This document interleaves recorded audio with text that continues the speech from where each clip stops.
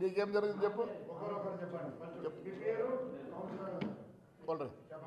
నా పేరు రేష్మా పర్వీన్ అండి.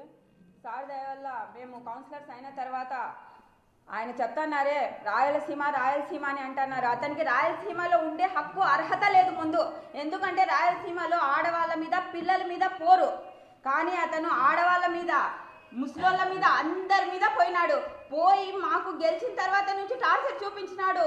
మా బ్రతికే ఒక టార్చర్ అయిపోయింది, నరకం, ప్రతి ఒక్క రోజు నరకం. ఫస్ట్ ఇళ్లకు దూరినాడు, చంపేస్తామని బెదిరించినాడు. రాకపోతే తర్వాత వచ్చేసి మోటార్ సైకిల్తో గుద్దించినాడు. రోడ్ల మీద పోతా అంటే ఎక్కడ కనబడితే అక్కడ తిట్టడము. అంతెందుకు మన ఎలక్షన్ రోజు కూడా నీ కొడుకుని ఆంబోతుల్లాగా పంపినావే మా మీద, నీ చిన్న కొడుకు కొట్టేకొచ్చేస్తున్నాడు నా మీదికి. కొద్దిసేపు అక్కడ పోలీసులు లేకపోయింటే అతను చంపేసేవాడేమో, అట్లా వచ్చినాడు. అట్లా చేసి ఆంబోతుల్లాగా నీ కొడుకులు అందరూ రూల్ చేసి నీకు పిచ్చి పట్టింది. నీకు పిచ్చి పట్టి కొట్టుకుంటున్నావు నువ్వు. ఎందుకంటే ఇది లేదు కదా, అడ్డదిడ్డంగా సంపాదన లేదు, పదవి లేదు, పోస్టు లేదు, ఎలా చేయాలి? మా చైర్మన్ సార్ ఇంట్లోకి వచ్చినప్పుడే నీ ఇది తెలిసిపోయింది నువ్వు ఎలాంటి వాడివి అనేసి. అదంతా లేదనేసి ఇప్పుడు నువ్వు ఎట్లా అంటే ఎట్లా తిక్కపట్టి మాట్లాడుతున్నావు. నువ్వు రాయలసీమ రాయలసీమ నీది పౌరుషం అర్థో, నీది ఎట్లా చెప్తున్నావు నువ్వు?